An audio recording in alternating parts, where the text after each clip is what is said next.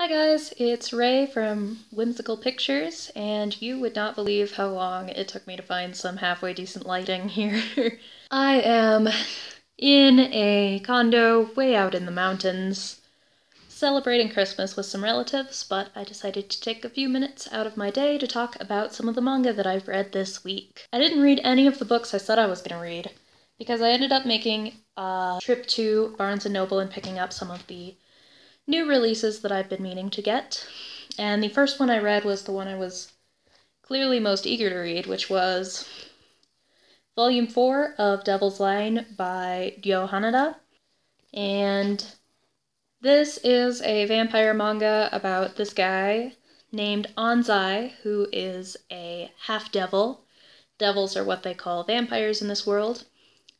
But he works on a squad in the police that is dedicated in dealing with devil-related crimes. And he ends up in sort of a romance with this human girl named Tsukasa. And the story is about primarily their relationship, as well as their squad, the F Squad, dealing with an anti-devil terrorist organization. This volume I really, really loved because it really gave some valuable development to the relationship between the two main characters. I thought that the growth and the development in their relationship and in each of their individual characters was really strongly written.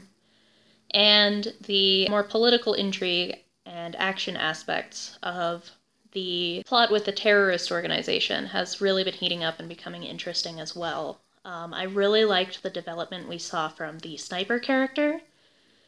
I'm not sure if she's my favorite, but she might be.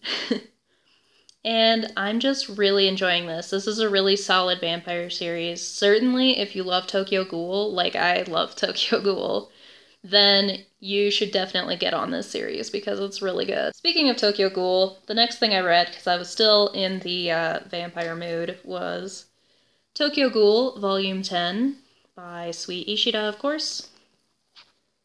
And I do like this image of Naki, but I'm not a fan of the orange and yellow color scheme. I don't know. It's a little garish to me. But this volume of Tokyo Ghoul, I know, is going to appeal to a lot of people because it has a very important action sequence with a very important reveal in it. But for me, because I don't primarily go to Tokyo Ghoul for the action, this volume was a bit of a disappointment. I know it's going to heat up again and keep going. And there's a lot of developments I know of in the next couple volumes that are going to be really exciting. But for me, it was just kind of like a volume I had to get through to get to the rest of the plot. I didn't really care about Shachi as a character. I thought he was a little too silly for this series. Naki, I prefer what they did with him in the anime. I thought they made him more sympathetic there. I didn't like the running gag that he's illiterate. So he doesn't know how to spell, so he pronounces words wrong because he doesn't know how to spell them. Because it doesn't really make sense for this series. Reading and literacy are such an important symbol throughout the series of connection between people, and how ghouls are barred from that because most of them can't read or write. So it felt a little too mean-spirited to be making fun of Naki for being illiterate when most of the ghouls that we know are illiterate.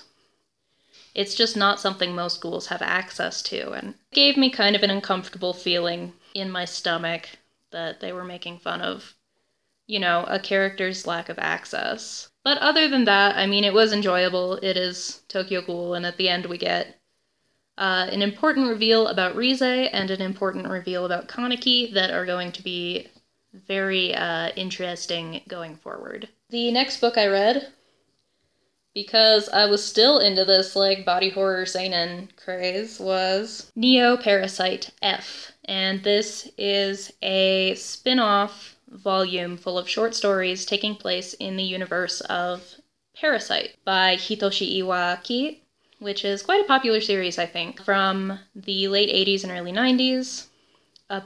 It's like an invasion of the body snatchers premise with, parasitic aliens taking over people's brains.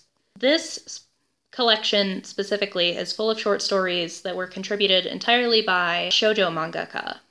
So the reason I was excited to get it is this first name up here, who also contributed this beautiful cover, which is Asumiko Nakamura. She also did Utsubara, the story of a novelist, as well as a ton of BL titles, including Dokyusei, which was adapted into a movie this year. A movie that was released in English this year. I also recognize names like Emma Toyama, Lalako Kojima, Kaori Yuki, Yuki Obata. This, as an anthology, is hit or miss, as all anthologies are, I think.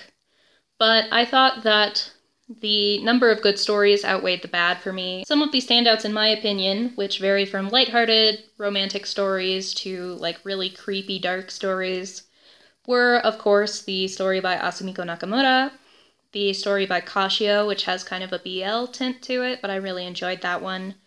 The one by Hikaru Suruga, the one by Hajime Shinjo, Renjuro Kindaichi. That one was focused on the teacher, what's her name? Her child from the series, if you've read it. And then Yuri Narushima, which provides a really interesting take on the main Parasite story from the perspective of Shinichi's father, which I thought was really nice and effective. It's mostly just cool to see different takes on this sort of well-known manga and well-known world of this manga. I like it. I liked Parasite for the first half, and then the second half kind of got boring for me, a little generic. But I like what it's done for seinen manga, because we wouldn't have stuff like Tokyo Ghoul or Devil's Line if we hadn't have had Parasite first. But it's not a series I really need to have in my collection personally. But I am happy to have this book, and if they get around to releasing the original Neo-Parasite anthology, then I will be happy to own that as well. The next one that I read was Yona of the Dawn, Volume 3. I love this cover with Suwon and Yona having an intense face-off, which is kind of interesting because Suwon actually doesn't appear in this volume at all. This, of course, is still covering material from the anime, as it will be for a while. This introduces Yoon, the best mom friend of all time, and the character of Gija, as well as the plot of Yona having to go around finding these 4 dragons. So the next volume I anticipate will be Xing-Ah, who is adorable, and I love his story so much, so I can't wait. Gija feels like kind of just a prequel to the Xing-Ah and Jeha arcs, which are, in my opinion, far superior, especially my green pirate husband. This is a really solid volume as far as setting up future plot developments. I also like how it continues with Yona's character development as she realizes how truly ignorant she was and starts to realize that maybe not everyone has as high of an opinion of her father, the previous king, as she has. And finally, the last thing that I read, because I was still in a Tokyo Ghoul mood, once I get in that Tokyo Ghoul mood, it takes a while to get me out. I started reading Tokyo Ghoul Days, which I expect to finish over the weekend. It's not very long or very hard to read, being a light novel. But so far I've only read the first story, which is about Hide, and sort of how he first starts to suspect that Kaneki might be a ghoul, and it was really nice to read a story from his point of view. It's not particularly spectacularly written or translated, but, it's about what you would expect from, a spin-off light novel. It's fine, and I like getting more insight to the characters, especially since the original story is from Sui Ishida. The second one that I'm currently reading is about Toka and her friends, so I'm excited to read about my wife. And yeah, it's fine. It's a good companion piece to Tokyo Ghoul if you're already a big fan. If you're not a big fan who, really feels like spending more time in the world of Tokyo Ghoul and just really enjoys that world and those characters, I probably would skip this, but if you're like me and you kind of want to get your hands on anything and everything Tokyo Ghoul, this is a totally fine edition. And that's everything that I read for this week. I think for the next week I'm probably going to be focusing primarily on prose novels. There's a couple I really want to finish right now, so that's probably going to be my focus. But I'll see if I can get to a couple manga throughout there. I will be releasing in the next week my TBR for Immortalium's 24-hour manga readathon, which I will be participating in and I'm really excited about. I actually skipped reading Opus this week because I decided I was going to add that to my TBR, so look forward to that. I think I'm probably going to film it right after this one, so yeah. See you next week, guys. Bye. Happy reading.